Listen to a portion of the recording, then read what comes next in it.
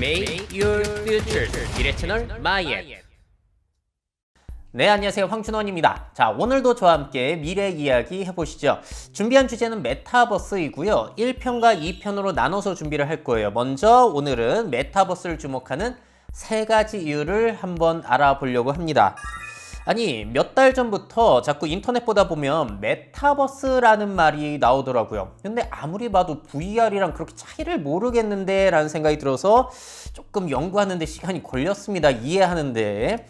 자, 일단 메타라는 말은 뭔가를 초월했다, 뭔가 위에 있다 이런 뜻이고, 유니버스는 세계, 우리가 사는 현실, 그리고 우주 이런 걸 뜻해서 합치다 보니까 메타버스.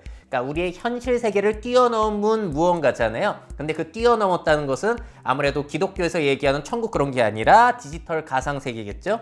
그래서 위키백과의 정의에 따르면은 정치, 경제, 사회, 문화의 전반적 측면에서 현실과 비현실 모두 공존할 수 있는 생활형, 게임형, 가상세계라는 의미로 폭넓게 사용되고 있다. 그러니까 단순히 게임만 해서는 안 되고 그 안에서 현실을 반영한 어떤 생활이 일어나야지 메타버스라고 볼 수 있다는 거예요. 자, 그리고 비영리 기술 연구단체 ASF, 어딘지 모르겠어요 사실. 메타버스를 4가지 유형으로 정리했다는데 증강현실, 라이프 로깅, 거울세계, 가상세계로 나눠서 본다는 겁니다. 한마디로 구체적인 정의가 불가능해요. 메타버스가 뭔지 모호합니다. 자, 이 용어 자체가 어디서 나왔냐, 근데 처음 들어보는 용어인데 1992년에 나왔던 스노우 크래시라고 하는 SF 소설에 등장했다고 해요. 그렇게 유명하지도 않은 소설에 그 용어를 우리가 써야 되나? 이것 자체가 조금 의문이 있고요. 그 얘기는 뒤에 드릴 거예요. 제일 우리가 메타버스를 상상하기 쉬운 것은 영화 레디 플레이어 1을 보시면 되겠죠. 저기 보시게 되면은 이제 이중 생활을 하는 거잖아요. 현실 생활과 가상 생활. 그 안에서 게임도 즐기고 사교도 하고 그 안에서 느껴지는 것들이 현실에서도 느껴지는 이런 연결고리의 생활. 이게 바로 메타버스의 전형적인 모습이다. 그리고 발전된 모습이다라고 볼 수 있겠고요. 실제로 나와 있는 거는 뭐 페이스북의 호라이즌처럼 소셜 VR, 그 안에서 만나가지고 사교하는 거, 그리고 각종 AR 서비스, 포켓몬고라든지 레고 AR이라든지 이케아 AR 이런 것들 생각해 볼 수 있겠고, 요즘 더 많이 회자가 되고 있는 메타버스 사례들은 마인크래프트 게임, 제페토, 소셜 뭐라고 해야 되죠? 소셜 플랫폼, 그리고 모여봐요 동물의 숲 게임, 이런 것들을 메타버스 서비스들 대표적 사례로 들고 있습니다. 자, 그래서 보시면 알겠지만 아니 새로울 게 하나도 없는데 자꾸 왜 메타버스 떠들고 있냐, 이걸 이해하는데 조금 저는 시간이 걸렸어요. 근데 그 중에서 억지로 찾아낸 제가 주목해야 되는 3가지 이유를 말씀드릴 거거든요.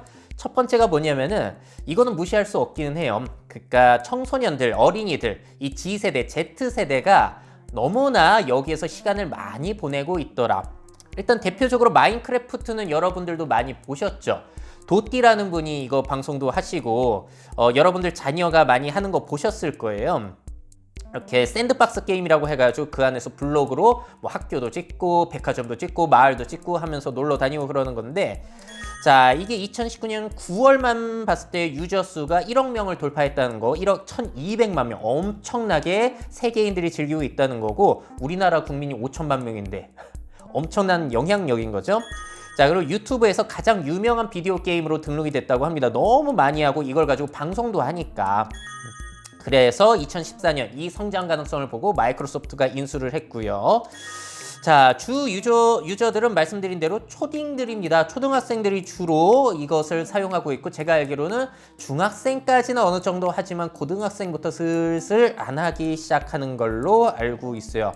이게 전체 회원수로 따지게 되면은 6억 명이 추정이 되고 있기는 하더라고요. 마인크래프트 왕국이라고 보셔야겠죠. 어떤 나라보다 더 커요. 자, 근데 이게 왜 메타버스 사례냐? 그냥 그 안에서만 생활하면 모르겠는데, 코로나 때문에 학생들이 학교에 못 가고 졸업식을 못 가다 보니까 자발적으로 학생들이 마인크래프트 안에 자기네 학교를 똑같이 지어가지고 졸업식을 연다든지 학교를 돌아다니는지, 이렇게 현실 세계에서 못하는 것들을 그대로 옮겨와가지고 하고 있다는 거예요. 자, 그리고 아이들이 많이 이용하다 보니까 청와대에서 작년에 뭘 했었냐면은 가상 어린이날 행사, 실제로 초청을 못하니까 똑같이 청와대를 지어놓고 어린이들 놀러 오게 해가지고 시간을 보내게 했다는 겁니다. 자, 그래서 메타버스라는 거예요. 현실을 그대로 반영하고 있고 그 안에서 여러 가지 활동을 할 수 있으니까. 자, 그리고 또 메타버스 사례 중에 제일 대표적인 것 중 하나가 바로 이 로블록스라는 겁니다. 자, 우리나라에서는 좀 생소해요. 2004년에 시작됐으니까 이 마인크래프트보다 먼저 시작됐고요. 메타버스 플랫폼 대표적인 사례고요. 자, 2020년 8월 기준으로 봤을 때 월 사용자가 1억 6,400만 명이라 마인크래프트보다도 오히려 더 많이 이것을 쓰고 있더라. 자, 여기서 포인트들이 나옵니다. 미국 16세 미만 아이들의 절반 이상이 이걸 즐긴다고 해요. 얘네들에게는 현실만큼이나 중요한 사교 공간이자 생활 공간이 됐다는 거고요. 이것도 굉장히 중요합니다. 유튜브보다 아이들이, 미국 아이들, 16세 미만 아이들이 로블록스에서 2.5배의 시간을 보낸다. 유튜브 천하인 줄 알았는데 미국 어린이들은 유튜브 천하가 아니라 로블록스 천하라는 거예요. 그러니까 사람들이 주목을 하고 있는 거죠. 자, 이게 로블록스 스튜디오로 다양한 주제의 게임을 제작 가능하거든요. 그래서 지금 보이는 것들이 여러 가지 게임들이에요. 직접 게임을 만들고 즐기게 함으로써 게임을 만든 사람은 돈도 벌 수 있다는 거예요. 그리고 그 안에서 게임을 즐긴다든지 아이템을 산다든지 그 자기 아바타 꾸민다든지 하는데 로벅스라는 자체 화폐 시스템을 사용하고 있어서 현실과 굉장히 유사한 세계 메타버스 사례로서 나오고 있습니다. 자, 이런 것들을 보면서 네이버에서도 가만히 있을 수 없잖아요. 제페토라는 서비스 제가 전에도 소개해드렸죠. 자신의 아바타를 꾸민 다음에 여기저기 맵을 돌아다니면서 놀이동산이라든지 학교라든지 돌아다니면서 미니게임도 즐기고요. 다 거기서 만나는 사람과 채팅으로 대화도 하고 그런 소셜 플랫폼이라고 보시면 될 것 같아요. 2018년 네이버 자회사 스노우에서 원래 출시를 했었는데 2020년 3월에 네이버 Z, 네이버 G로 분사가 됐습니다.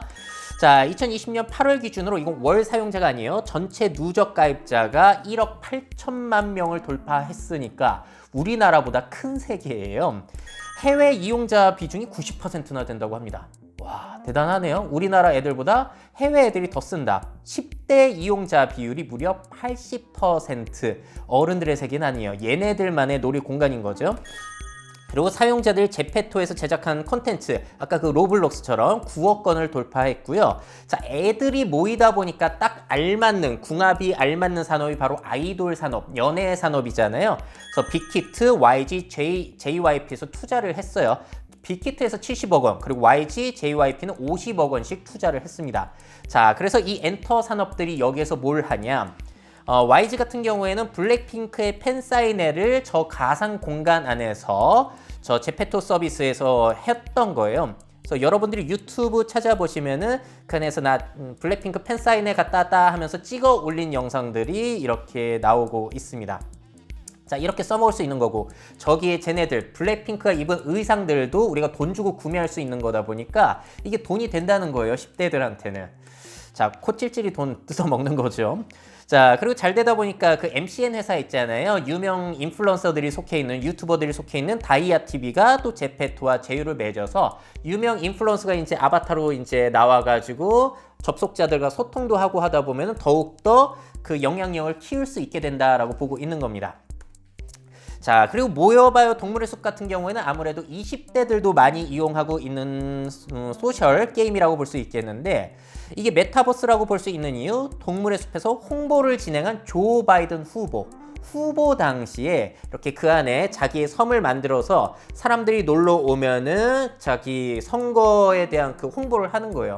그 캐릭터와 조 바이든 캐릭터와 만났을 때 그 캠페인 구호도 들을 수가 있는 거고 20대들이 참여를 하다 보니까 이제 섬 만들어서 인터랙트 하듯 소통하다 보면은 아무래도 저 사람은 조금 깨어있는 사람이네, 저 사람 찍어줘야지, 이런 표심을 잡는 게 유리했으니까.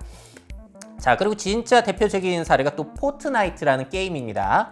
자, 이 게임 같은 경우에는 배틀로얄 형식의 게임이에요. 그게 뭐냐면은 한 공간, 맵에 모여가지고 최후의 1인이 살아남을 때까지 서로 죽이는 겁니다. 아이템 사가지고 이제 좋은 아이템 사서 서로 죽이고 그래야겠죠?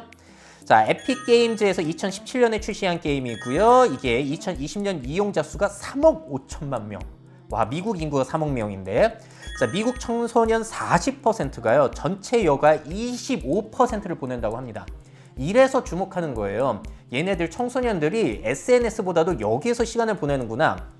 근데 게임만 하고 끝나는 게 아니야. 여기에서 메타버스 특징이 나오는 건데, 참가자들이 이렇게 배틀로얄 게임을 한 그 참가자가 싸우지 않는 파티 로얄이라는 중립지대가 있대요. 그런 캐릭터로 만나가지고 공연을 본다든지 사교를 할 수 있는 새로운 공간, 생활 영역이 생겨나는 건데, 그래서 대표적인 메타버스의 사례로 꼽히는 게 이겁니다. 포트나이트에서 유명 래퍼 트래비스 스캇의 공연이 펼쳐진 거예요. 지금 그 공연을 보고 있는 유명 유튜버의 영상을 제가 가져와 봤는데, 저렇게 거대하게 우리 맵에 등장을 하는 거예요. 그럼 보는 사람들이 얼마나 좋아하겠어요.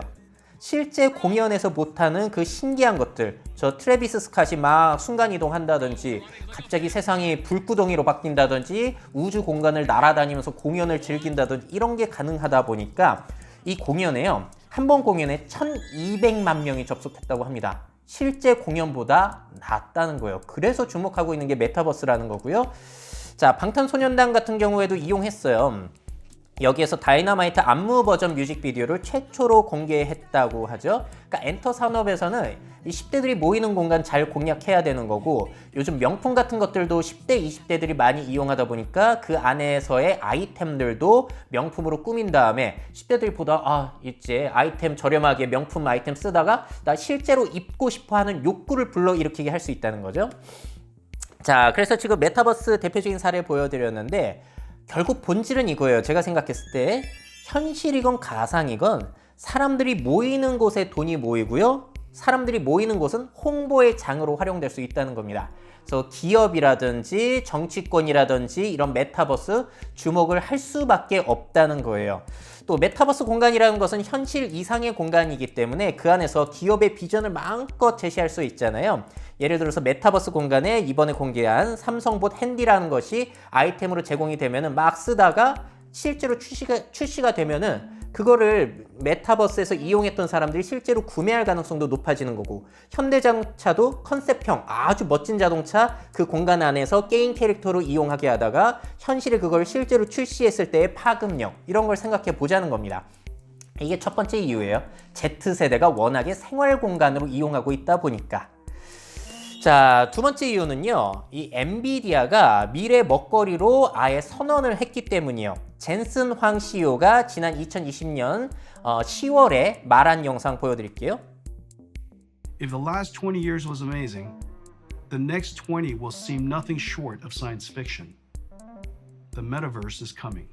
The metaverse is not only a place to game. We will create the future in these metaverses.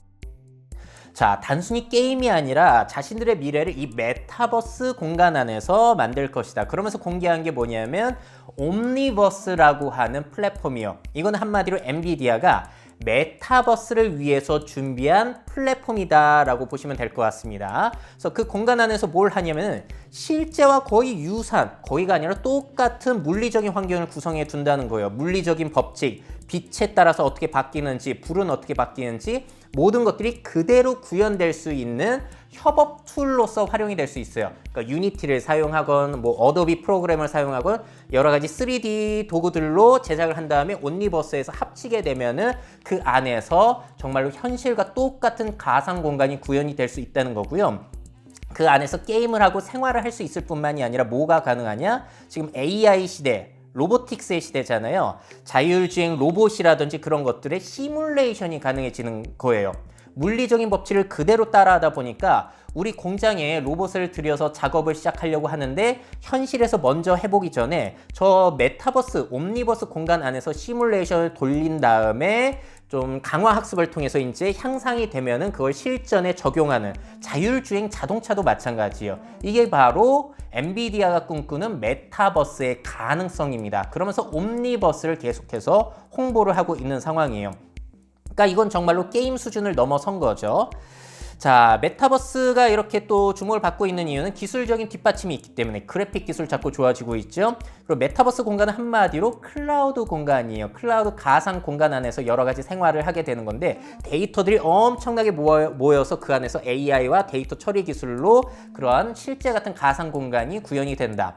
그리고 그런 것들이 이제 우리의 일상생활로 넘어올 때 5G 통신을 이용해서 끊임없이 정말로 끊김없이 초고용량을 통해서 전달받을 수 있다라는 거. 자, 그리고 지금 보신 것처럼 게임 패드나 키보드, 마우스를 이용해서 메타버스를 하고 멈추진 않을 거예요.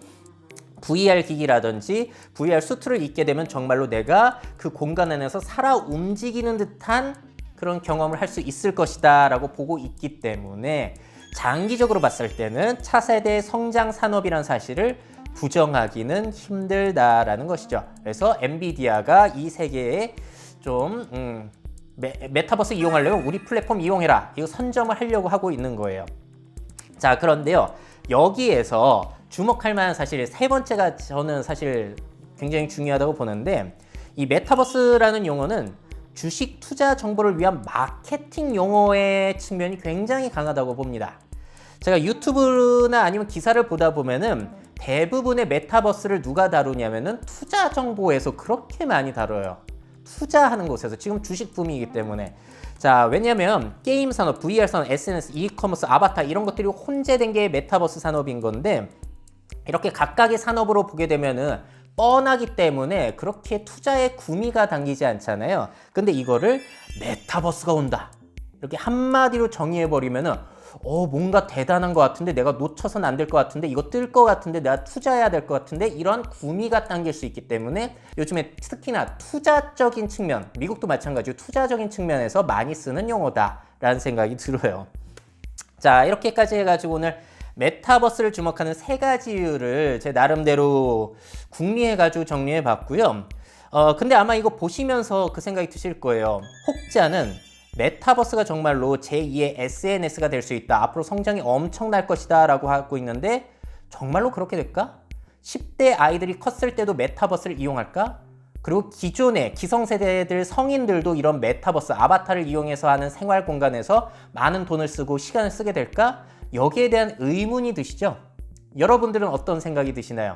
자, 댓글로 의견 남겨주시면은 그 의견까지 반영해서 과연 이게 얼마나 성장할 것이고 성인들도 이용할 것인지 거기에 대해서 정리를 해서 2탄으로 올리도록 하겠습니다. 자, 그럼 다음 시간에 뵙도록 하죠.